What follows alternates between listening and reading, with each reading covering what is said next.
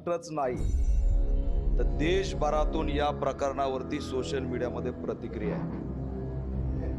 महाबोधी बुद्ध विहारानंतरचा हा दुसरा हल्ला आहे आणि हल्ल्याचा प्रकार हा सारखाच आहे.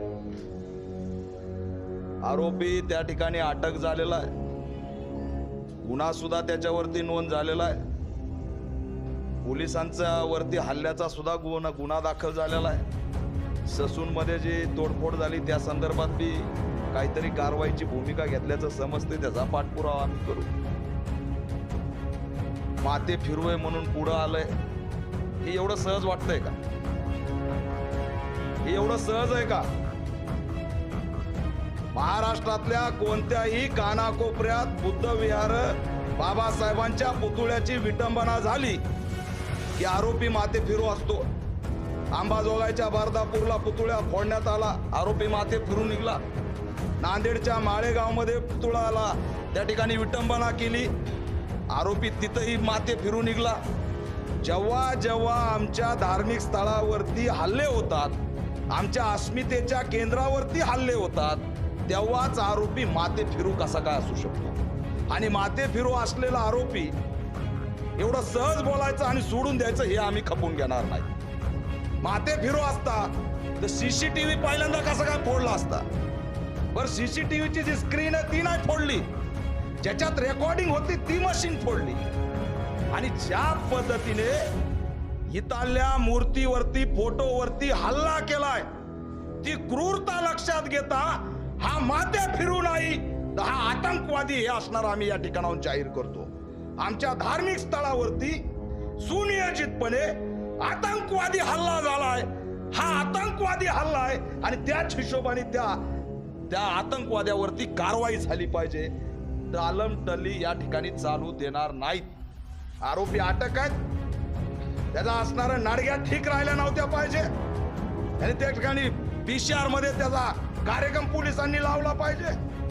इथून जातो ससून मध्ये का फोडतो? कारण त्याला मनोरुग्ण करायला सोपं जावं. ही सगळी परिस्थिती आमच्या लक्षात येते. आमच्या भावना तीव्र आहेत. जेव्हा जेव्हा महाराष्ट्रामध्ये सत्तेचं केंद्रस्थान आम्ही होतो तेव्हा तेव्हा नियोजितपणे आमच्या अस्मितेवरती हल्ला करून आमचं लक्ष भटकवण्याचं काम केलं जातं. आता दंगली होणार नाही. आता समाज सुशिक्षित झालेला आहे. आज आमच्या हातामध्ये सत्तेचे केंद्र यायला लागलेत म्हणून जाणीवपूर्वक हा हल्ला घडून आणलेला आहे. पण आम्हीही या ठिकाणी शांत बसणार नाही. आरोपीचं आयुष्य उद्ध्वस्त केल्याशिवाय या ठिकाणी आम्ही शांत बसणार नाही. आमची मागणी यंत्रणेला कर बाबा, हा धार्मिक स्थळावरती आतंकवाद्यांनी केलेला हल्ला आहे. दलित, आदिवासी, मुस्लिम यांनाच UAPA लागणार आहे का? आज 6 वर्ष झालं नक्षलवादी म्हणून कार्यकर्ते जेलमध्ये डांबलेत. एवढा मोठा हल्ला होऊन UAPA ची कारवाई का झाली नाही? आपल्या देशात आतंकवाद्यांवरती जे कलम लावले जातात ते सगळे कलम याच्यावरती लावण्यात यावं ही असणारी आमची या ठिकाणी ठाम भूमिका आहे. ही आमची मागणी आहे. पोलिसांवरती हल्ला झालाय, 307 चा गुन्हा दाखल झाला पाहिजे. जाती भावनेतून हल्ला झालाय, त्यामध्ये UAPA लावून आतंकवादी हल्ला घोषित केला पाहिजे आणि या ठिकाणी कायमस्वरूपी पोलीस संरक्षण दिलं पाहिजे. दुर्दैव आहे की आज ही घटना एवढी नियोजितपणे झाली आहे. कुणीतरी याचा मास्टर माइंड असल्याशिवाय ही घटना झालेली नाही. चळवळीतला आमचाही अनुभव आहे. महाराष्ट्रात अनेक घटनांना आम्ही भेटी देतो. आम्ही घटनेचं स्वरूप बघूनच सांगू शकतो. त्याच्यामुळे माझं पोलीस अधीक्षक इथले जे काय असतील, कमिशनर असतील, गृहमंत्री असतील, मुख्यमंत्री असतील, यांना आमचं आव्हान आहे की कायदा व सुव्यवस्था बिघडवण्याचा आणि दंगली घडवण्याचा मास्टर माइंड कोण आहे तो उघडा करा. त्या आरोपीचं सोशल मीडिया अकाउंट चेक झालं पाहिजे. तो आरोपी ज्या प्रॉपर नागपूरचा आहे, नागपूर हे RSSचं केंद्र आहे, त्याचे काही लागे बांधे या विचारधारेशी आहेत का ते बघितले पाहिजेत. आणि त्या दिशेने सगळे पाळेमुळे त्याच्या सगळ्या विचारधारेची, त्याची कर्मठ संघटनेशी काही नातं आहे का याचा सुद्धा शोध लागला पाहिजे. त्याला कुणी ट्रॅप करून इथं पाठवलं याचा शोध लागल्याशिवाय आम्ही या ठिकाणी शांत बसणार नाही. या भागातले आमदार काय नाव सुनील टिंगरे नावाचे आमदार आहेत. आज ही घटना देशात व्हायरल झाली, पण त्यांनी येऊन भेट दिलेली नाही. किती दुर्दैव आहे की या भागातले लोकप्रतिनिधी आतापर्यंत बुद्ध विहाराला भेट दिलेली नाही. आणि म्हणून या ठिकाणी विहाराचे अध्यक्ष आहेत, त्यांना पहिल्यांदा मी जय भीम करतो की त्यांनी महाराष्ट्र आणि देश शांत ठेवण्यासाठी जी भूमिका घेतली. त्यांना असणारा आमचा या ठिकाणी जय भीम आहे की त्यांनी या विहारात झालेल्या तोडफोडीचे व्हिडिओ आणि फोटो व्हायरल केले. आज ही आमची भूमिका आहे. हे आम्ही संविधानवादी आहेत. या देशातला राज्यातला सामाजिक सलोखा ठेवणारे आम्ही आहेत. ही घटना कुणाच्या दुसऱ्याच्या स्थळावर झाली असती, आजच्या तारखेला महाराष्ट्रात काय झालं असतं. पण आम्ही तसे नाहीत. आम्ही जेव्हा मी सांगितलं की सत्तेच्या केंद्रस्थानी येतो, तेव्हा जाणीवपूर्वक दंगलीचं षडयंत्र केलं जातंय. त्यामुळे समाज याला बळी पडणार नाही. मी राज्य सरकारला आव्हान करतोय, हिरवी बार्टीचे समाज कल्याण अधिकारी हे ते कशातही येतात. विहाराची तोडफोड झाली का नाही आले इथं?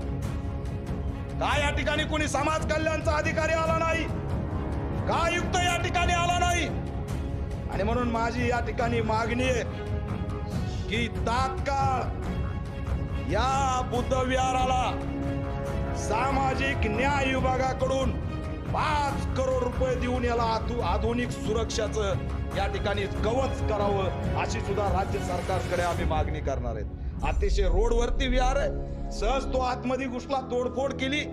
या घटनेची राज्य सरकारने नोंद घेऊन 5 कोटी रुपये या विहाराला सँक्शन करून हे आधुनिक विहार झालं पाहिजे, यासाठी सुद्धा आम्ही लढा देणार आहेत. आरोपीवरती आतंकवाद्याचा UAPA ऍक्ट लागला पाहिजे. आरोपीवरती मोका लागला पाहिजे. साधा आम्ही पोलीस स्टेशनला गेलो तर 353 आम्हाला लागते. आज पोलिसांवरती गजाने हल्ला केला तरी 307 लागली नाही.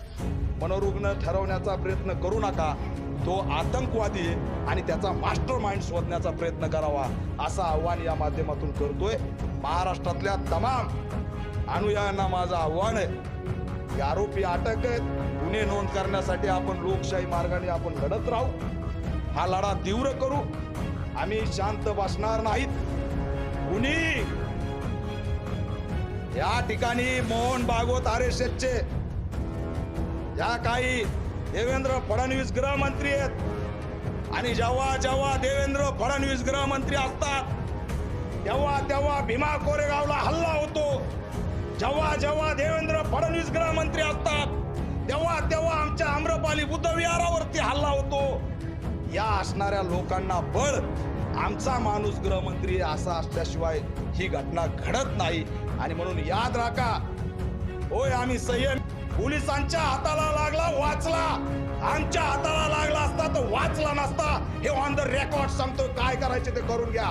कुणालाही समाजकंटकाला आमच्या अस्मितेच्या केंद्रावर हल्ला केलेला आम्ही सहन करणार नाहीत. आणि म्हणून ही दाहकता, ही तीव्रता, हा उद्रेक इथल्या राज्य सरकारने, गृहमंत्र्यांनी, पोलिसांनी लक्षात घ्यावा आणि आरोपीला कायमस्वरूपी बाहेर येण्याचा बंदोबस्त, त्या ठिकाणी आत घालण्याचा बंदोबस्त करावा, ही आमची या ठिकाणी ठाम भूमिका आहे.